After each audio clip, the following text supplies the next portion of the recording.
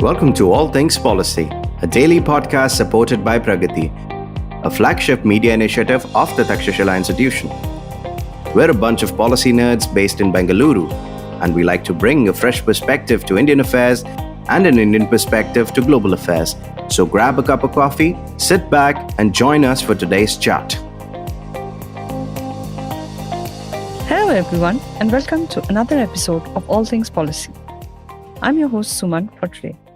A severe heat wave grips the country, and we hope you're coping with this heat well. While we are dealing with this heat, there are a few other 1,000 parents across the country who are facing a heat of a different kind, or rather will be facing heat of a different kind relating to school admissions. We are here to discuss this in the light of several issues that have come to the fore. In February this year, the government of Karnataka identified over 1,300 unauthorized schools on various grounds, putting all stakeholders, parents, students, school managements in a fix. And this is not a first-time issue. It is a recurrent issue. Over the years, thousands of private schools across India have faced threat of closure under various laws, regulation. But repeatedly, we don't see movement in terms of governance of schools, nor do we see action on the part of the government. What could be various issues under private school education? Education itself is a very large topic, and private school education, there are various sub-issues that we could probably deal with. And this particular episode, we are just hoping to focus on one aspect of the school education in India, which is regulation around private schools. Okay. To discuss this, I have with me my colleague Sarthak. Hi Sarthak, welcome to the show. Hi, Suman. Yeah. So let's get started from a very basic first principles perspective. What is the role of the government in school education? Yeah, thanks, Suman, for asking this question. So, how do we analyze when should government be in any particular sector? So, usually what we do, or usually traditional economic theory thinking, they will try to look at different sectors and whether there exists any market failure. And if there is any market failure, it becomes a fit case for the government to intervene. So when it comes to education, here there are some market failures. Here there is this market failure of positive externalities, right? So education is that good, which creates externalities, which benefits not only the individual who is the recipient of education, but it benefits the society at large, right? So let's say I am getting educated, or let's say your kid is getting educated. Now, that kid is benefiting, right? That kid is getting educated with different skills, getting imparted with different values. And over a period of time, right, the skills will help him maybe get decent employment opportunities. It will lead to higher incomes, higher chances of mobility. So that individual gets benefited, but the benefit percolates to the society as well. Third party who are not necessarily the recipient of education, they are also benefiting. For example, a well-educated society might elect better leaders. So again, politics will again decide how the society gets impacted. Well-educated society will have higher productivity, right? And then the standard of living of the society in general can be better. And then there are correlation with many other things, levels of education, crime rates. Typically in highly educated society, the crime rates might be lower. So since education creates benefit for the society at large, it is a fit case for the government to intervene. So usually governments world over intervene in the education sector. So would you also say that because the private or markets do not reach all parts, there is no incentive for markets to be there everywhere, and therefore schools may not be everywhere, and those are also fit cases, like you say, far-flung areas? Yeah, definitely. I mean, there are different ways by which governments intervene in the education sector. One is they provide education themselves, right? So in India also that is the case. Many state governments, in fact, the union government also run schools. The thing that you mentioned, right? The case that you mentioned, maybe there are some regions where private sectors do not have enough incentive to be there. Maybe the government will run schools over there. And then in some areas, maybe you have enough schools, but again, quality and all those things might not be up to the mark. So the governments can intervene to regulate in these cases. And government running schools is one mechanism, but there are here again different kinds of models, right? Maybe the government will fund education or fund setting up of facilities, and it will be managed by, let's say, a private vendor. Those kind of models are also there, charter schools. Charter schools or vouchers. Yeah, vouchers can also be there, right? Government finds out, okay, who are the beneficiaries or who are less likely to be able to afford education. Maybe the government will provide vouchers to them, and then they can avail education facilities at different private schools. So different models are there, but the point is government typically are there in the education sector. Okay.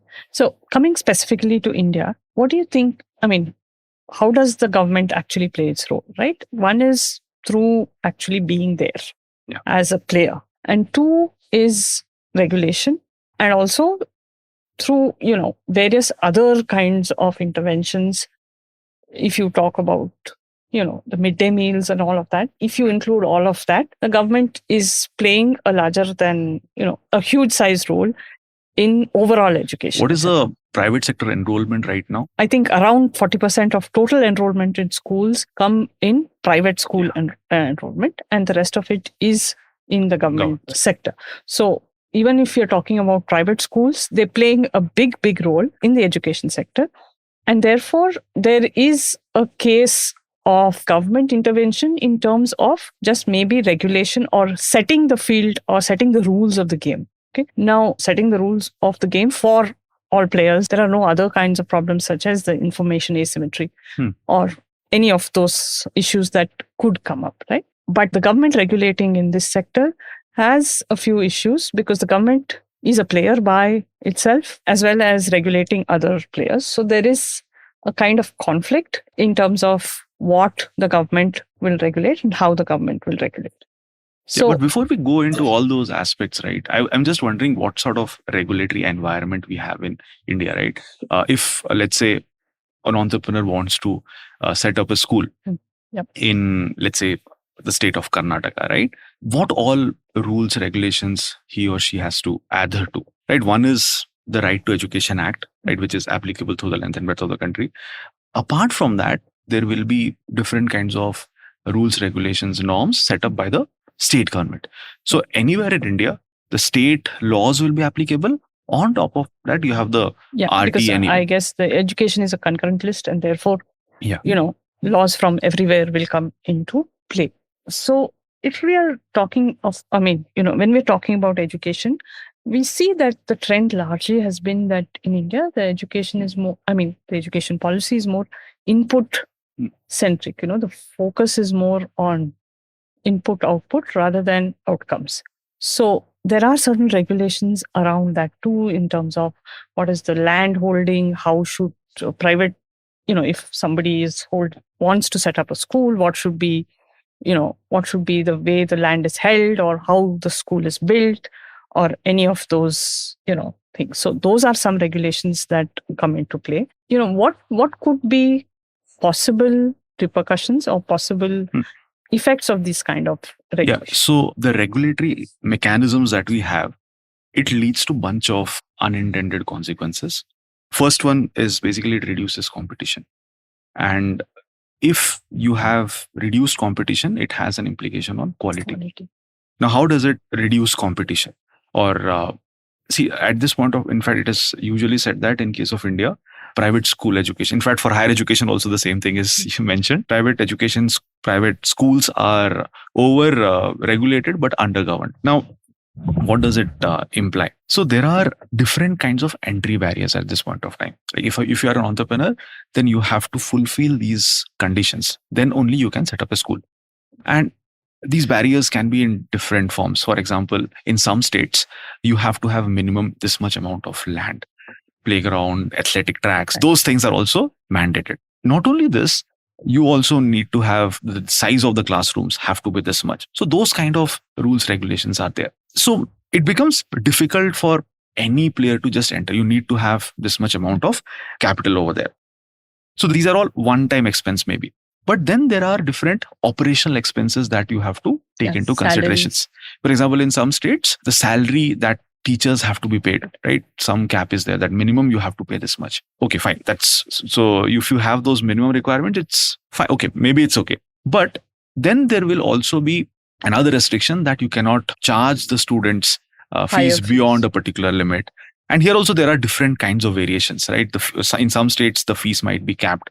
In some states, the increment to the fees, again, it cannot go beyond a particular limit. Those kind of things are there. So first thing is you need to have all these capital. On top of that, your operational expenses are also quite huge. So look at the difference here, right? You need to have enough money, but you cannot charge it from someone. Yeah, and if you are a private player, to say that you cannot have a profit motive. Yeah, in fact, exactly. So ideally, I mean, that's what the regulations are. They're all trying to ensure that you are working not for any profit. It says reasonable surplus in some place. What is reasonable surplus? In fact, they have to be registered as societies, trusts, or not-for-profit entities. So they're not expected to make profit. Now, if you're not making any profit, it doesn't act as an incentive for private players to join, or someone who is just willing to be part of the education sector, maybe has some innovative ideas, but they just can't pitch in, right? So all these things leads to a situation where you do not have sufficient number of players. And if you do not have sufficient number of players, there will not be enough competition. And this also impacts I would assume that this will be impacting the quality of education that is provided in the government schools as well. Because the bar is... the bar also becomes low, right? So there is not much competition, the kind of regulations that we have. And as I was mentioning, it leads to inferior quality because competition is not there. Apart from that, the way regulations are there in the Indian context, right? All of them are fixated with the inputs, right? That this much amount of land should be there. In fact, in some states, they have these kind of provisions that classroom should have a veranda or the color of the room should be white. So those kind of restrictions, those kind of rules, regulations are there. They're all focused on inputs. But usually there is not much focus on the output or the outcomes. So once a year we get to know that 5th standard kids are not able to read as per 3rd standard textbooks. These are not from some government agency. This is done by NGO, right? Pratham does it. That is a report comes, that is survey is done by Pratham. So focus on outcomes, that is not there. The inspection just revolves around inputs. And the state capacity to regulate also is limited, right?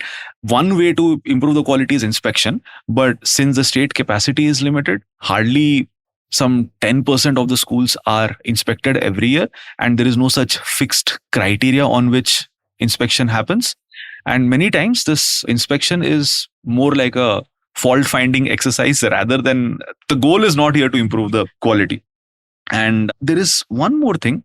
Many states, they have this essentiality clause. That means if some entrepreneur wants to establish a school in a particular region, they have to prove that a school is required here, is needed here in this particular area. Now, let's say there is already some school over there. Then it will be very difficult for you to establish that there is a need for this school, which in turn implies that there will not be any competition. Yeah. Right. So it becomes, it is becoming anti-competitive, right? Yeah. So you are establishing monopoly of that particular school over there. So if there is no competition, again, the quality gets compromised. So these sort of regulations have led to reduction in competition and have led to reduction in quality of education. Yeah. So we've been discussing competition and what it can do to the markets and host of other factors. If you're interested in studying about economic reasoning behind public policy, which includes all of this, markets, why markets fail, how markets fail, what is the need for government, where does the government step in, do check out our courses on public policy. The graduate certificate in public policy is a 12-week course, and you can check out details on our website, school.takshashila.org.in. Our next cohort commences 6th of May, and our last date for application is 30th April. So if you would like to delve deeper into these issues, do check out our courses and apply for them. We'll take a short break at this point, and we'll come back to discuss more on this issue after the break.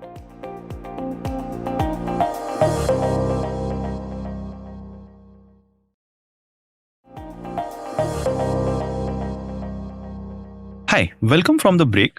So we are discussing about different kinds of regulations and how they have impacted the school education sector. Now, one of the allegations that is there is the kind of regulatory maze that we have created, complex regulations. It creates different kinds of rent-seeking avenues. So, Suman, how does all these pan out?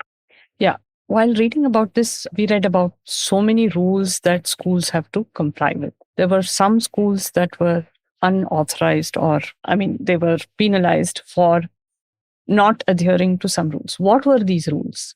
If you go a little bit into details, yes, there is sufficient grounds for schools to be derecognized if they are non-compliant. But what is the compliance burden? If you look at the rules that are present, some of them don't seem to make too much sense. For example, some schools were derecognized because they exceeded the section limit. That is, they had permission for a certain number of sections, but they included another section, and therefore that was not allowed by they had not taken written permission, and therefore they were derecognized.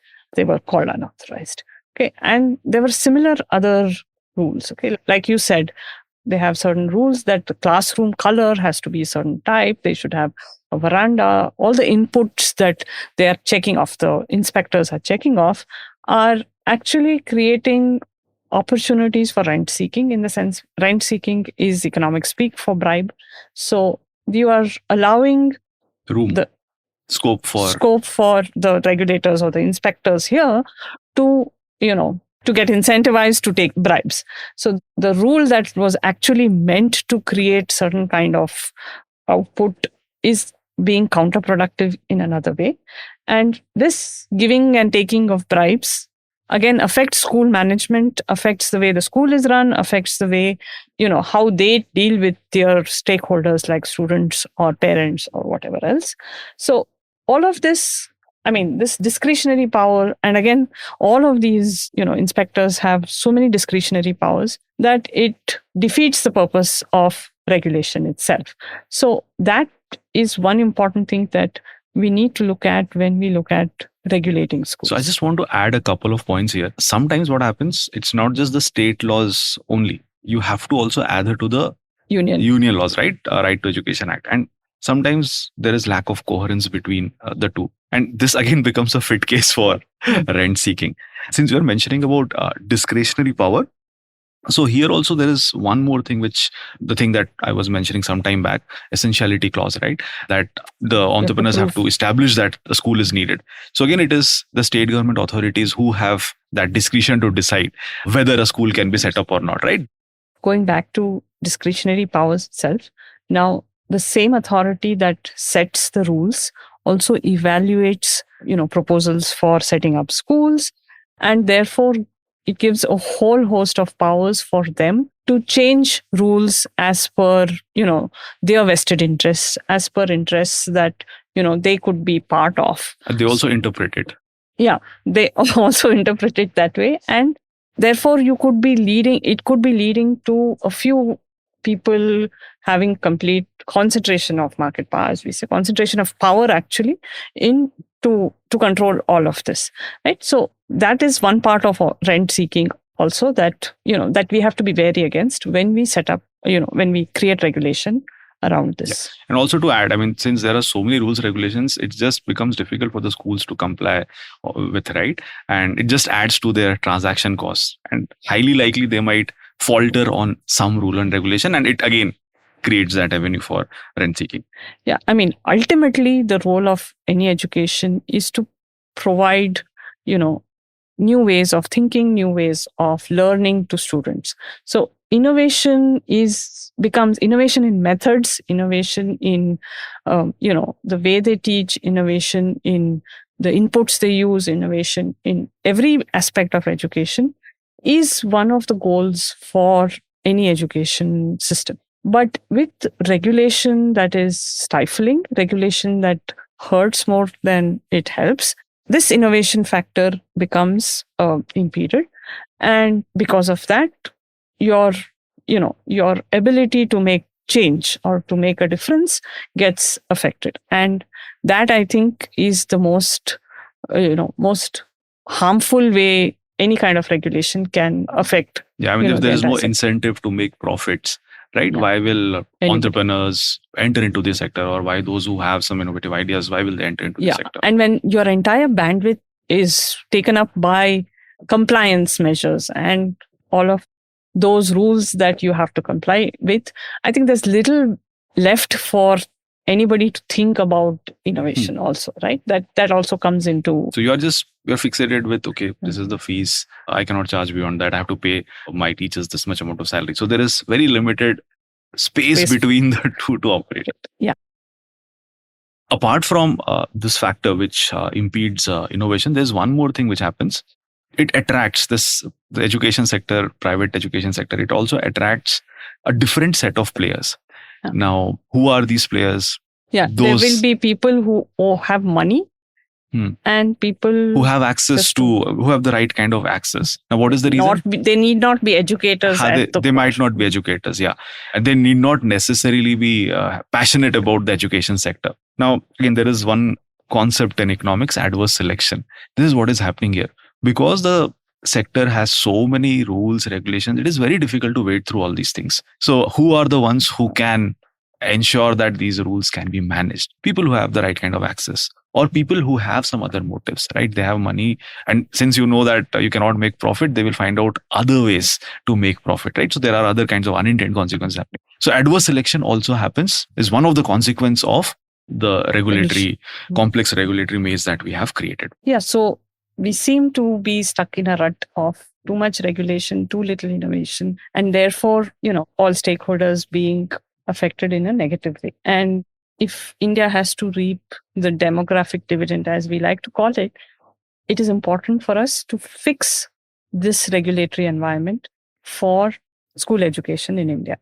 Now, school education in India is very, very ably, and a lot of private schools have done a lot of great work in helping, with school education in India. This is not to diss the entire private sector or anybody else for that matter. But what is it that we can make or we can do better to ensure that the private sector plays a better role in educating all, everybody concerned? So what are some ways forward on this issue? Yeah. So at this point of time, the regulatory mechanisms, they focus a lot on inputs. But at the end of the day, what is happening? What is the result? In India, the enrollment rates have gone up, at least primary education, almost universal enrollment. But if you look at the learning outcomes, right, it is not good. And again, this is also something which is expected. Usually you solve for quantity and then you solve for quality. So quantity targets we have almost met, right? 99%, more than 99%. But now we have to focus on improving the learning outcomes. So our regulation also needs to ensure that, right? Instead of being fixated with some of those mechanistic factors, right? Physical infrastructure and other things, it should now start looking at these dimensions, right? Learning outcomes and other things. Apart from that, the number of rules, regulations that private schools have to adhere to, right? Again, we need to rationalize that. And for example, they cannot raise capital, they cannot make profits. Maybe we have to think on those lines, because you need to create incentives for educators to enter into this sector. Like those who actually are passionate about education, they should enter into this sector. Now, another point, this is something that when we were analyzing, we realized that at this point of time, the regulations also discriminate between the private sector and the government sector. The government schools, the public schools. The same rules don't apply, right? But just think of it, right? If you have to improve the quality of education, you have to improve the quality of education everywhere, right? If the rules are different, you are using some scale for the private players and some other scale for the government players, doesn't make sense. Yeah, I think it's a problem of the player being a regulator. Yeah, ideally, those who are regulating, they should not also be delivering the services. Here, the government is regulating, and at the same time, it is providing the services, providing education. That should not be the case. It should be separated. So, whatever be the case, you have to ensure that quality across.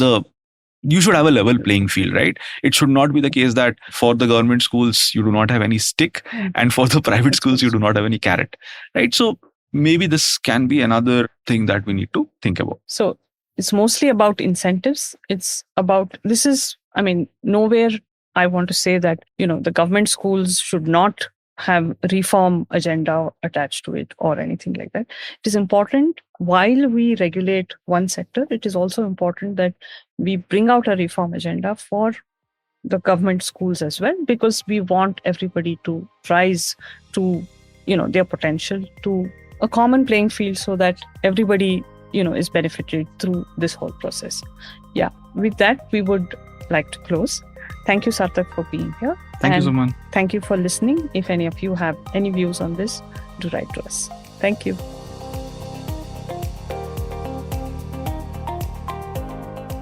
If you liked our show, don't forget to check out other interesting podcasts on the IVM network. You can tune into them on the IVM Podcast app, ivmpodcast.com, or wherever you listen to your podcasts. You can also follow IVM on social media.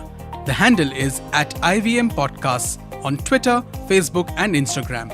And hey, if you'd like to dive into Takshashila's research on technology, strategy, and economic affairs, check us out at our Twitter handle @TakshashilaINST or our website takshashila.org.in.